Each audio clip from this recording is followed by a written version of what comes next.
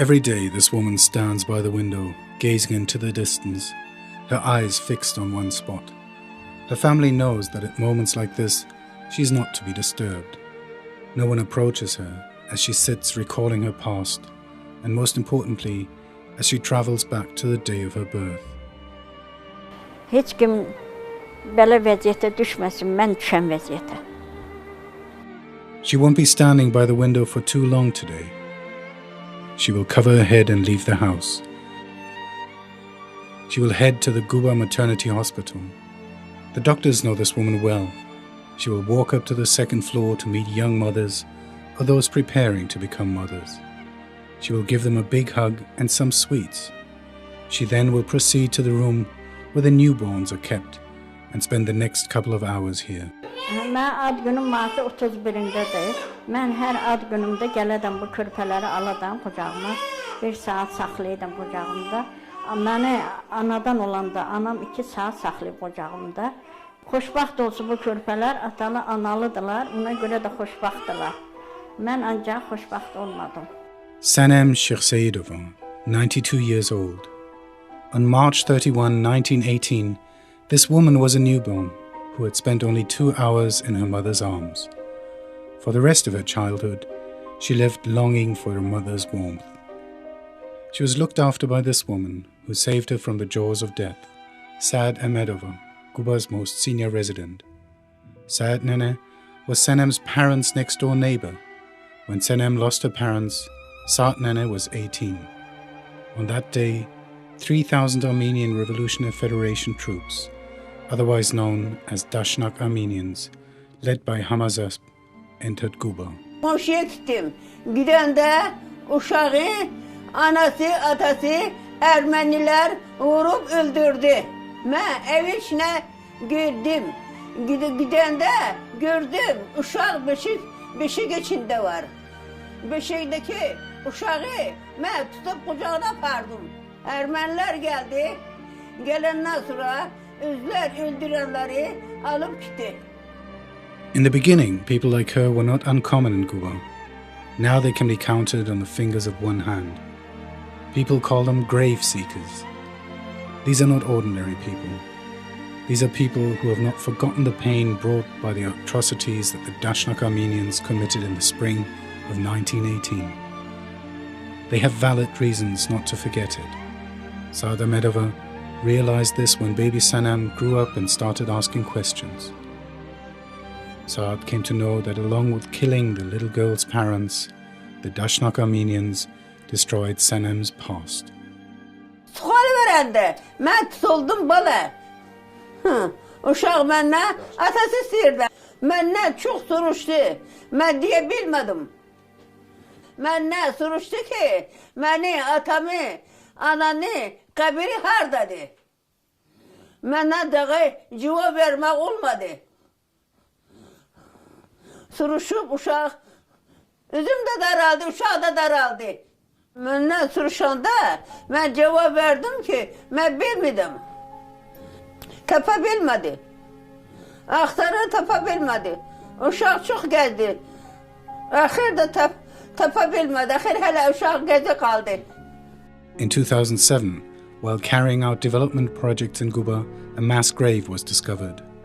This was a relief for the grave seekers. Now Sanem Nene spends March 31st of every year by this grave.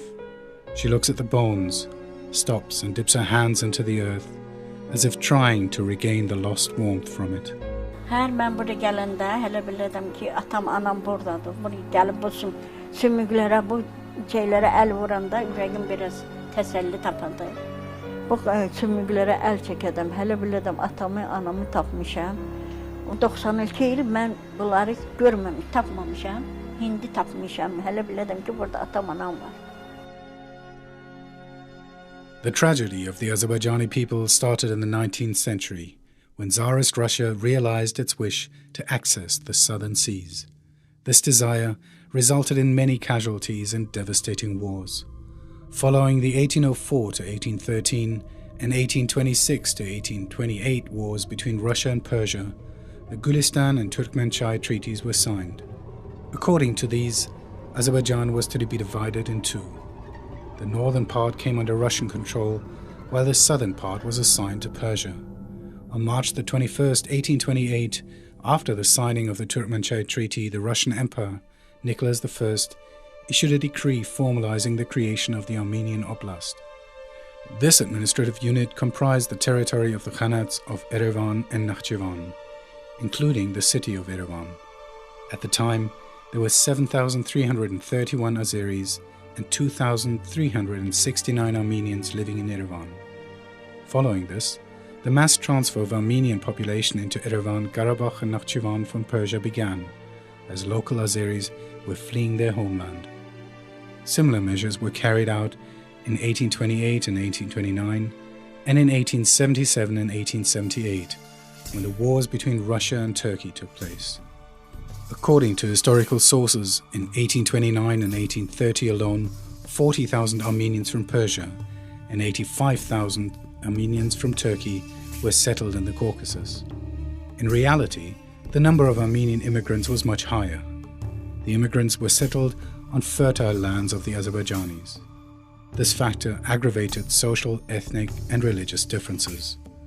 The Armenians, who soon grew rich, began to display their arrogance. Privileges granted to the Armenians by the Tsarist government caused bitterness among the local population. The settling of the Armenians was accompanied by the forceful expulsion of the Azerbaijanis from their lands. As a result of the Tsarist policies, the number of Armenians in the South Caucasus reached 1.3 million. They were mostly settled in the Erevan Governorate, in Nakhchivan, in the Elizabeth Paul Governorate, and in particular in what is now known as Nagorno-Karabakh. The Armenians began striving for the creation of a Greater Armenia, which would be located between three seas: the Mediterranean Sea, the Black Sea, and the Caspian Sea. At the first opportunity, they began forming political and terrorist organizations. In 1887, the Hunchak, and in 1890, the Armenian Revolutionary Federation, known as the Dashnak Sutyun Party, were established. Terrorism was chosen as their best method to achieve their goals. In the second half of the 19th century, the Dashnak Sutyun Party issued a charter where terror was named as its main form of struggle. As the political crises escalated in the empire, Armenian terrorist units began massacring innocent Azerbaijanis.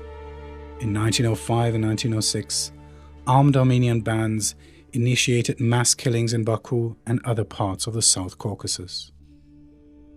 Armed groups of Armenians formed in the course of military actions taking place between Russia and the Ottoman Empire in the First World War were annihilating civilian Azerbaijani populations of Anatolia and Iranian Azerbaijan. After the Bolshevik government came to power in Russia, the Caucasus Front collapsed, leading to Armenian bands making their way into the South Caucasus. This time, they carried out massacres in the Erevan Governorate and Borchali. The peak of the genocide was the evening of March 30, 1918, when three-day pogroms took place in Baku. It was now Guba's turn. When Hamazasp arrived in Guba, he addressed the following words to the civilians who had gathered in front of the Friday mosque.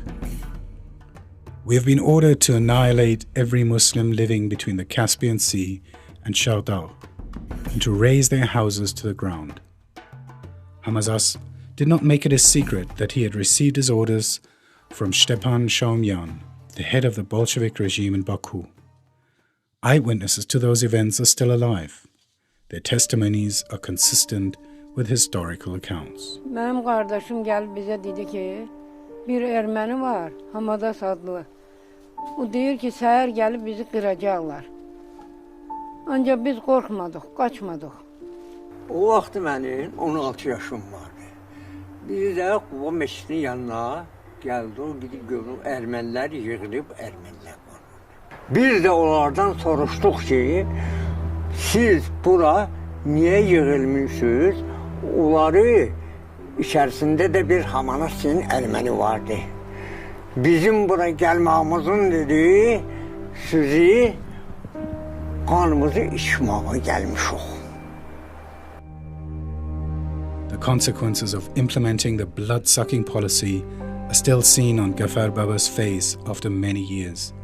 Every wrinkle, The deep hollow where the pupil of his left eye once was, and the sadness in his right eye, silently inform us about the pains he has experienced. But he is not silent himself, and he won't be for as long as he is alive. When the sun first shone on Guba in the morning of March 31, 1918, it beamed down on the streets covered with blood. Ben evde oturmuştum, kardeşimle gördük ki dehşetli ses gelir. Çıktık bayrağı gördük, Gubanı bombalıyorlar. Biz de gidip gördük ki kırğandı. Bu momentdə mənim kardeşimi de güllələdilər. Kardeşimi de güllələdilər. Sonra kızla doğradılar.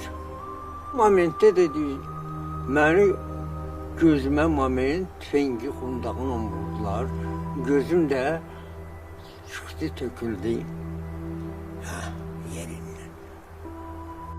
This was the day when parents were separated from their children, sisters from their brothers, and the people from their past and their future.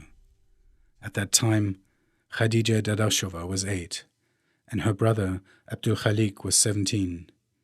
As he held his little sister's hand tightly, he watched the Armenians entering every house. The last thing his sister remembers was her brother's quiet sob and the scene she witnessed from the window after the two were separated. O bu işlere düze bilmedi. Dedi, axı ne için bunlar bizi kırır? Beni eve saldı, üzü çıktı çöle. Bir de içeriden ben hisseledim ki ben kardeşimi kılıçla, çapırla, kılıçlıyorlar. Her ayağın bir ata bağlayıp sürüye hara sapardılar. O günden bugüne ben onun ne sesini, ne surağını, ne kabrini tapabilmirəm. There was no counteraction in response to the atrocities committed by Hamazasp. Not in Guba, not in Shamakh, and not in Baku. There was a simple reason for that. The people were unarmed. Tsarist Russia did not offer Azeris the opportunity to serve in the army, a policy later carried out by Bolshevik Russia. The Dashnaks used the outcomes of this policy to their fullest. For the sake of keeping the Caucasus under their control, the Bolsheviks collaborated with the Dashnak Armenians. In order to speed up the process of annihilating the Azerbaijani population, the Bolsheviks armed the Dashnaks. It is a historical fact that following the request of Stepan Shahumyan, the head of the Bolshevik government of Baku and one of the leaders of the Dashnak Sochun party, the Dashnaks were armed with 5,000 rifles, 2 armored trains and 2 aircrafts between January and March of 1918 on the orders of Joseph Stalin. Shahumyan also managed to obtain 40 million rubles from Moscow in order to purchase additional ammunition. Gan Lidere, another page in the history of massacres carried out in the Guba Uzeit, the place where a group of Dashnak Armenians led by Hamazasp engaged in a bloodbath against Azerbaijanis. This valley is located in the village of Diga of Guba Rayon. The Dashnaks shot the unarmed people. It was not much trouble. They aimed at the heads and pulled the triggers. That was all. But what made Shamil Bagirov remember the Armenian raid on Diga were his grandmother's loud cries. Ermeniler buraya gelende bu kanlı dereye sizi lapta şunu başa salın. Buraya gelende benim 6 yaşım var idi. Bu kentte 3 nefer kalmıştı. Biri de benim nenemiydi. Nenemi getirdiler. Orada hasarın yanında benim nenemi yandırdılar. Benim nenem orada kışkırırdı, ben burada ağlıyordum. This is the trace left by a psychological trauma Shamil Baba faced when he was just a little boy of 6. He cannot forget it. And he says that he will be recounting those events for the rest of his life, to all generations, as do these gravestones of the Alpan cemetery shot by the Dashnak Armenians and the Subaba sanctuary raised by them. They did not even spare the rocks. When they did not find anyone in the village of Alpan to shoot, they directed their rifles at these gravestones and destroyed them. The history of the cemetery dates back to the 16th century. The Dashnak Armenians forgot one thing. It is possible to silence humans by killing them, but it is impossible to silence rocks. The mountain Jews are an inseparable part of Azerbaijan's past, present and future. For centuries, they have lived in Azerbaijan facing no problems and sharing anguishes with the Azerbaijanis. When the Dashnak Armenians were viciously killing unarmed civilians in Guba, they made no difference based on age, gender, or ethnicity. Today, mountain Jews were praying for the souls of their ancestors, as well as of Azerbaijanis killed in 1918.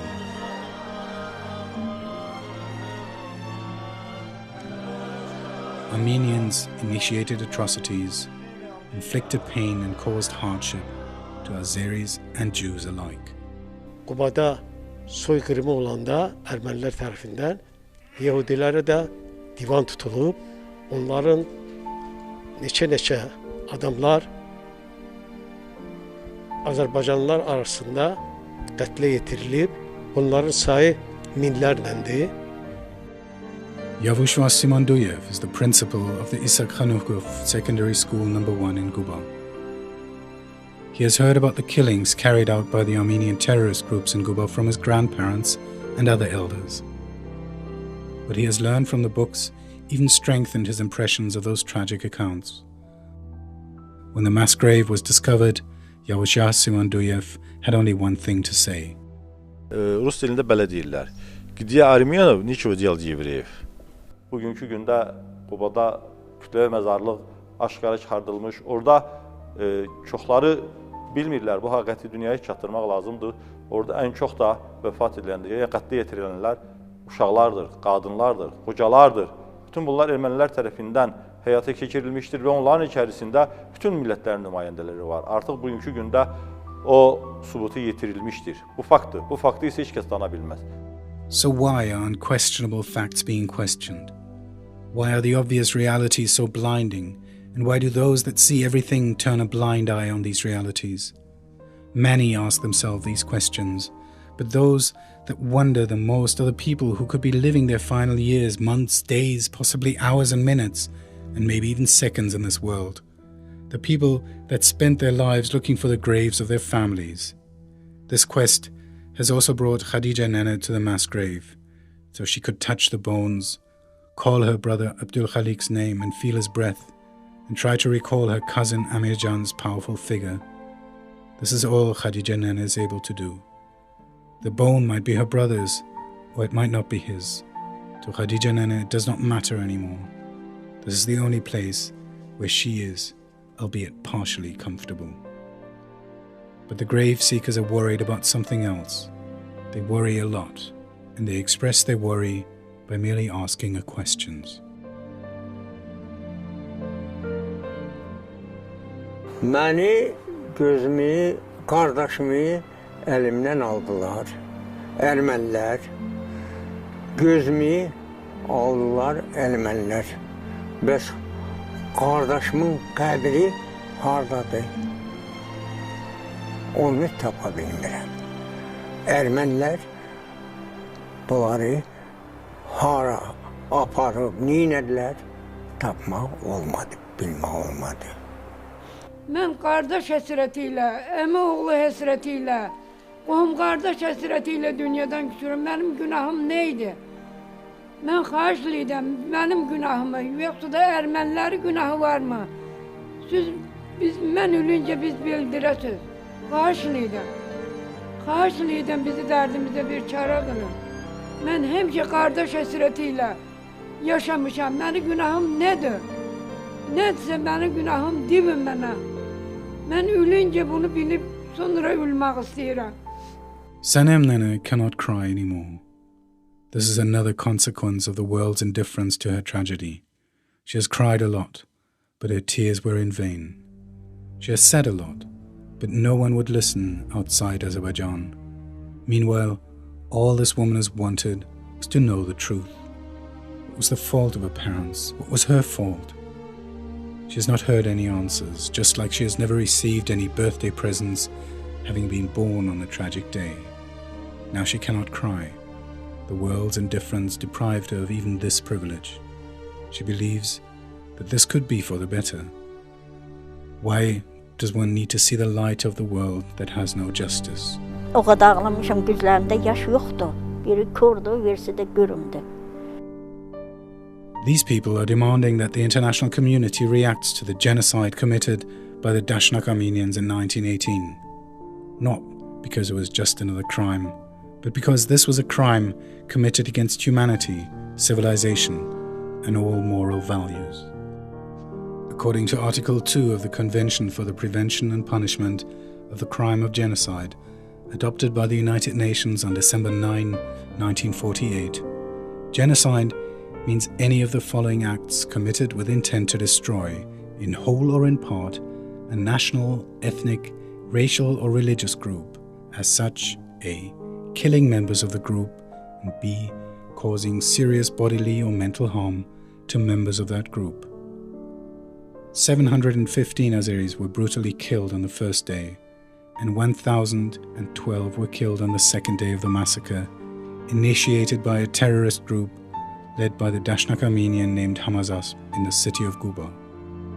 The city of Guba and 122 surrounding villages were destroyed. In total, the Dashnak Armenians killed over 3,000 people in the whole Guba region, the majority of them being Azeri.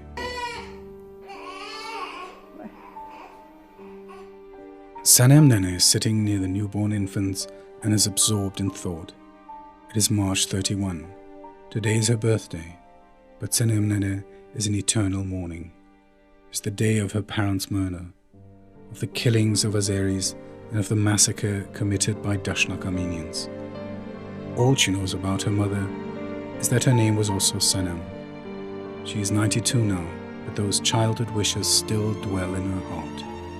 The wishes that will never come true, as it is impossible to turn back the clock. 92 yaş yaşadım. Ad günü keçirmədim. Hediye de almadım. Ona göre ki atam anam yok idi. Bana hediye veren de yok idi. Neye göre ben bu hayatı yaşadım.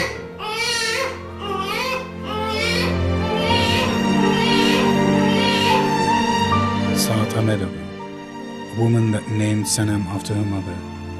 Every time this old lady visits the mass grave, she gets out of breath, her eyes become filled with tears, and she lets out a painful sound. This time was no exception. For a while she was quietly examining the bones that the Dashnak Armenians had tried to hide below ground. Then she suddenly spoke. She was reliving those moments when mothers were killed, pregnant women had their bellies cut open, and infants were bayoneted. The graveyard became filled with cries. Ağzına su vermeyenler, ayağı düzeltmeyenler, adlı çay olmayan, kuru gülmeyenler, balalar ata diye kaldılar. Onlar da bedbaht oldu. Bacılar saçlarda kalmadı başında.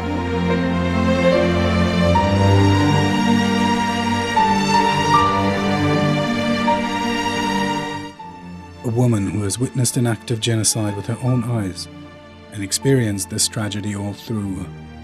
Saad's life is coming to an end. Who knows if she will visit the mass grave on March 31st, 2011. But Saad Nene is waiting. She's waiting for the world's reaction to her cries. Hamle kariyelde faru. Daha bilmedim. Ben de kalmadım. Ben de hastayım.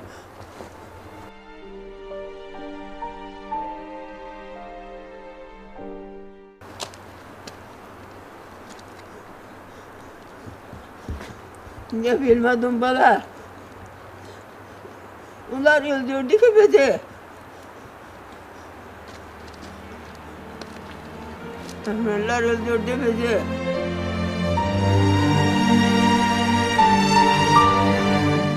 This pole will not serve any justice, but at least it will not let her fall. But such a big world is yet to comment on the killings of the entire population and their victimization by Dashnak Armenian terrorism. it is yet to condemn them. This woman, who has lived for more than a century and has seen a lot, for her, a metal pole has proven more reliable than the world we live in. As for Sanem Shirseydova, she is surprised. Why is it that those who consider themselves heralds of justice spend their time discussing non-existent things and never say anything about the Armenians that turned her into an orphan? Why is there no reaction to that? For now, she has come to one serious conclusion. The Armenians went as far as killing the Azerbaijanis, knowing that they would not be punished or even condemned for their actions. Given that the Dashnak atrocities and the massacres that took place 92 years ago and an act of genocide experienced by a nation remain unaccounted for, there is no guarantee that future generations will not face similar tragedies. Sanem Nene wants the newborn infants in the maternity ward to grow up surrounded by their parents and getting presents for their birthday. She knows that there is no greater happiness. Sanem Nene also knows all too well that the happiness of the future depends on whether or not the world is ready to answer her questions. 92 yaşım var. Nəvələrimə vəsiyyət edirəm. Ölən vaxt mən öləndə atam-anam yanında bastırın. Mən atam-anam yoxdur. Harda bastıracaqsınız məni? Mən günahım nə idi? Atam-anamın günahı nə idi ki, mən belə kimi atasız, anasız qaldım?